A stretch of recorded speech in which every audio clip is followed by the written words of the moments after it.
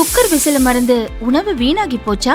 இனி அந்த கவலையே வேண்டாம். வழங்குகிறோம் உலகின் முதல் விசில் கவுண்டர் குக்கர், புதிய அல்ட்ரா குரோனோ. அல்ட்ரா என்றால் ஆரோக்கியம். சென்னை பெருங்களத்தூரில் 2016ஆம் ஆண்டில் அடுக்குமாடி வீடுகள் கட்ட நிறுவனம் ஒன்று அனுமதி கோரியது.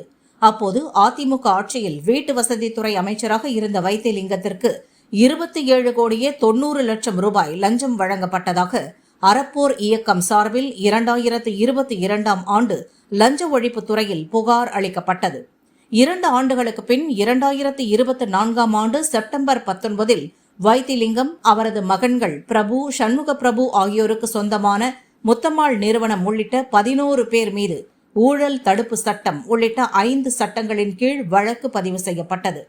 வழக்கு விசாரணை சென்னையில் உள்ள லஞ்ச ஒழிப்பு வழக்குகளை விசாரிக்கும் சிறப்பு நீதிமன்றத்தில் நிலுவையில் உள்ளது.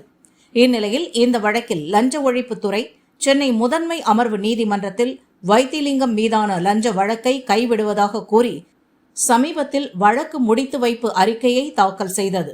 இதை எதிர்த்து அறப்போர் இயக்கமும் வழக்கில் மேல் விசாரணை நடத்தவும் வழக்கை முடித்து வைத்த அறிக்கையை திரும்ப பெற அனுமதி கோரி லஞ்ச ஒழிப்புத்துறையும் மனு தாக்கல் செய்தன.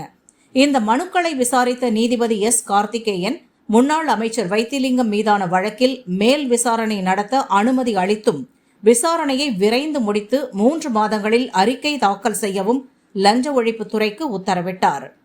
தற்போது வைத்திலிங்கம் தஞ்சாவூர் மாவட்டம் ஒரத்தநாடு தொகுதி எம்எல்ஏவாக உள்ளார் என்பது குறிப்பிடத்தக்கது.